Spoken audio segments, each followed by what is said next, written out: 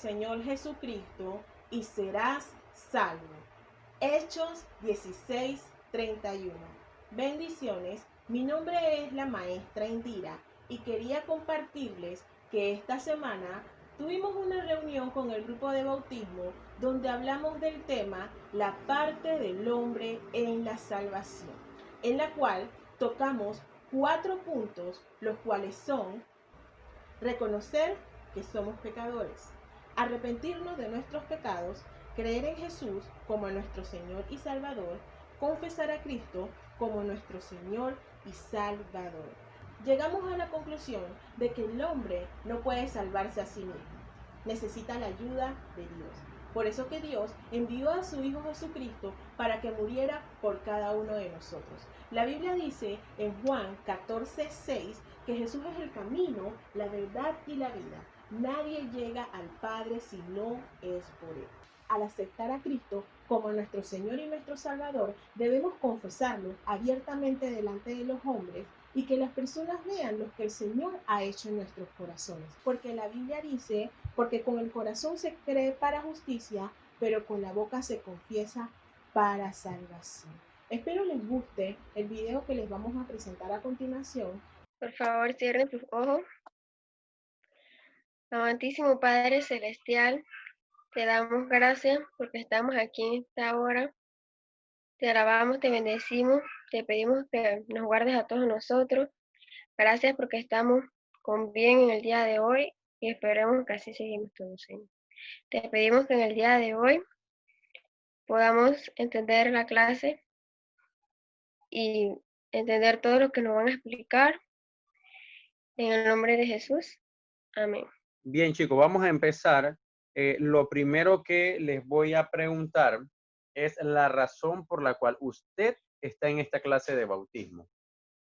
Porque quiero cambiar y entregar toda la vida totalmente a Jesucristo, a Dios. Perfecto. Entonces nos vamos con esa razón de Mari Gaby y vamos a iniciar el capítulo 2, que es la salvación. ¿Quién se acuerda cuál era el título de la semana pasada? La parte de Dios en la salvación. Perfecto, la parte de Dios en la salvación. Por lo tanto, en el día de hoy corresponde la parte del hombre en la salvación. Y esto tiene 4 puntos que lo hemos dividido, 2 para mí y 2 para la maestra Indira. Como a mí me toca empezar, el primer punto es reconocer que somos pecadores. Si yo les preguntara, ¿cuántos de ustedes nunca han pecado? ¿Quién podría decirme yo? A ver, voy a ir pasando a ver las caras. ¿Quién podría decirme, yo nunca he pecado en toda mi vida? Vamos a ver. Vamos a ver por aquí. Mari Gaby está tratando de acordarse, parece que ella nunca ha pecado, pero ya se acabó de dar cuenta que sí ha pecado en algún momento. Stephanie, ajá, vamos a ver por acá. Dilma Montero. Esa vincha tan chévere. Esa vincha tan chévere. Emanuel, ¿alguna vez has pecado? Claro. Claro, eso, me gustó esa respuesta. Claro, y es que es así. Lo primero que nosotros debemos estar seguros y claros es que todos somos pecadores. Ahora, ¿cómo inicia el pecado en el hombre?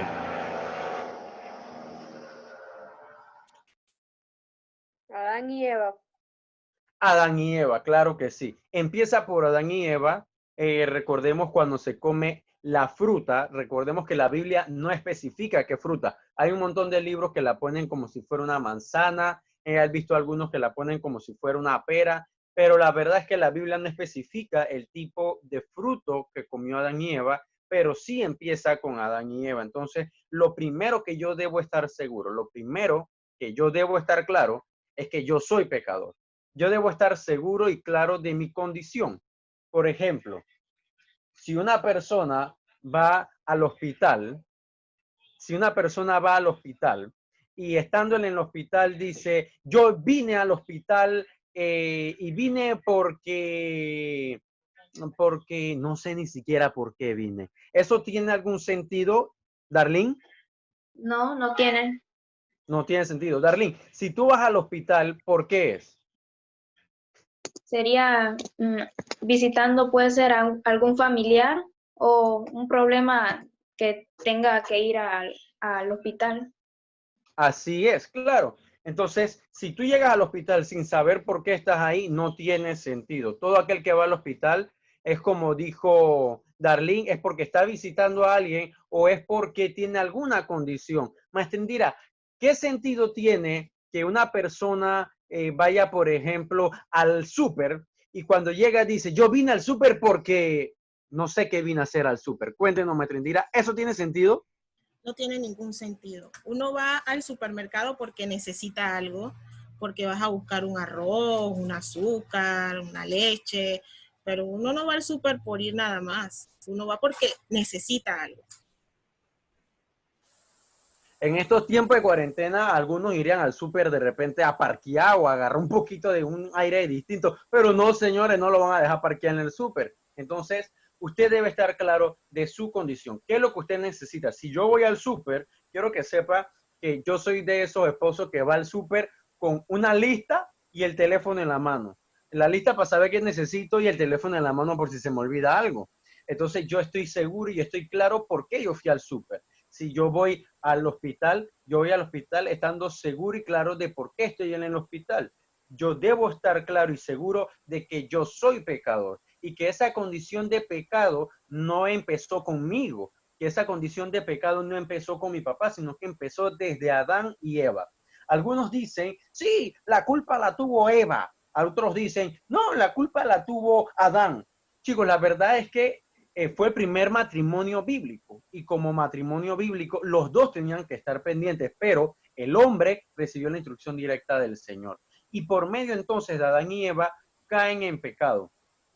Dice Romanos 3:23, por cuanto todos pecaron y están destituidos de la gloria de Dios.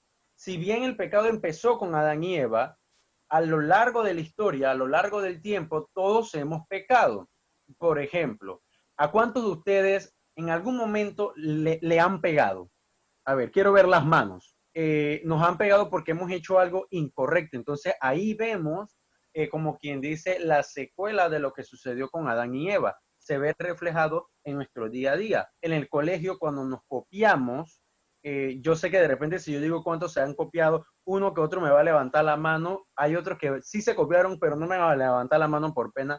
Pero en fin, cuando usted se copia, también es pecado porque usted está mintiendo. Usted va a ganar un resultado basado o a costa de otra persona que sí estudió. Entonces usted está mintiendo. Entonces hay muchísimas formas en las que nosotros nos vemos envueltos en pecado. Recordemos que no hay pecado grande ni pecado chico. Todos los pecados son del mismo tamaño. Si usted pega una mentira, es el mismo tamaño de pecado que si usted matara a una persona. Entonces, imagínense, cada vez que usted va a pegar una mentira, es un pecado enorme. Cada vez que usted le hace una maldad a alguien, es un pecado enorme, porque para Dios no hay pecado grande, pecado chico, pecado negro, pecado blanco, todos los pecados son del mismo tamaño. Entonces, teniendo claro de que ya hemos reconocido que somos pecadores, vamos al punto 2. Gabriel, ¿tú crees que si yo cometo un pecado, yo cometo un error, está bien si no me arrepiento? Si no se arrepiente, no está bien. No está bien. ¿Por qué no está bien? Porque si cometió algo mal, obviamente usted sabe que lo que hizo mal. Uno, si es una persona cristiana, se va a arrepentir empezando para perdón de su pecado, por salvación, por cosas así. Por eso. Exacto, es así, es así. Si el primer paso fue reconocer que yo era pecador y yo estoy buscando salvación, lo siguiente que yo debo hacer es, hey, ¿sabes qué? Yo soy pecador, yo cometo un pecado, yo he cometido errores, yo debo arrepentirme de ese error. Yo no puedo decir, hey, ¿sabes qué? Yo soy un mentiroso y me la paso pegando mentiras y yo me siento bien pegando mentiras. Yo sé que soy mentiroso, pero yo quiero que Dios me salve, pero no me arrepiento de haber pegado mentiras. Eso está mal.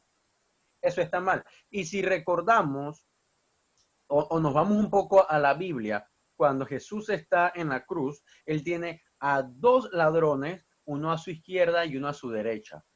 y solamente uno le dice, Señor, mira, acuérdate de mí cuando estés en tu reino. En otras palabras, él estaba pidiendo arrepentimiento, él estaba arrepentido de lo que él había hecho. Nosotros debemos arrepentirnos de lo que hacemos mal.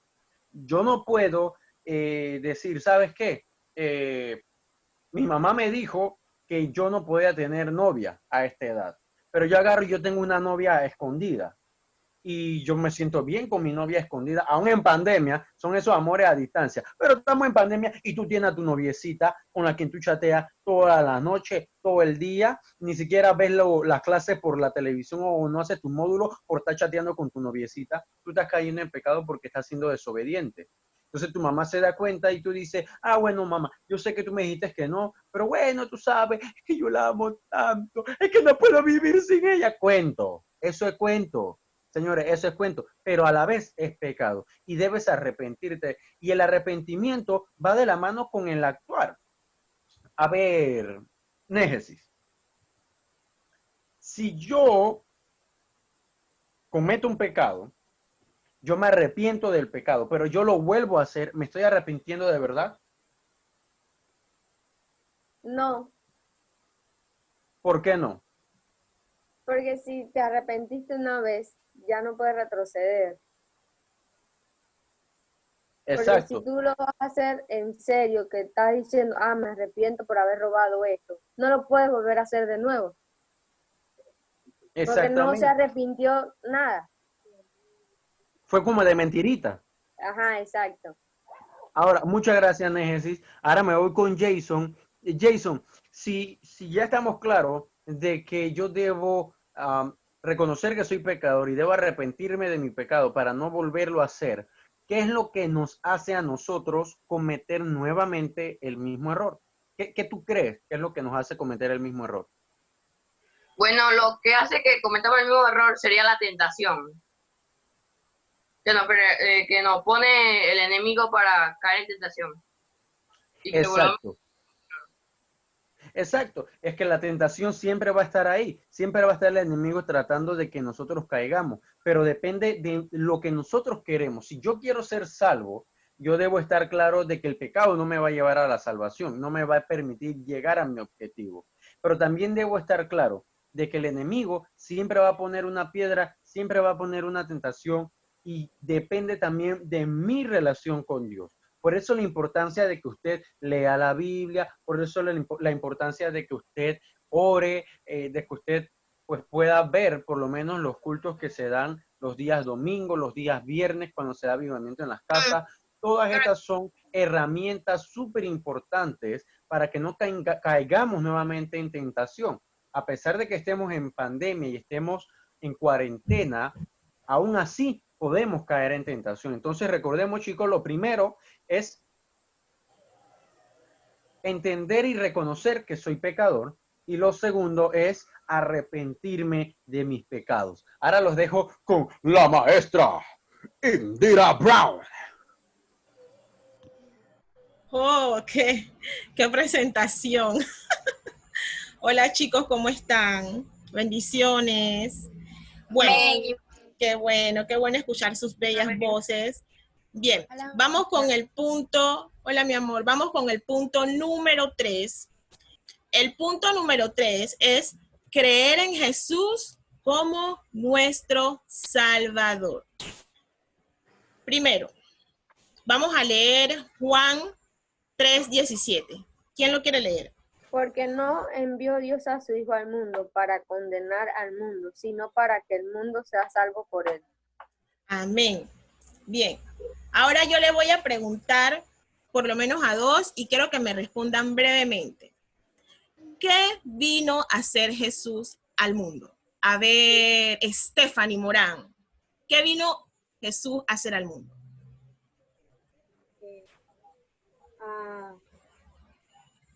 Hacernos entender nuestros pecados y poder arrepentirnos de ellos.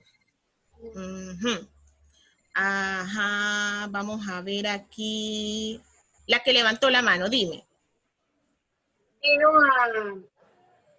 a dar su vida por nuestros pecados para que fuésemos salvos. Ok. El versículo se explica por sí solo. Jesús vino a salvar al mundo. ¿Vino a salvarnos de qué? Del pecado.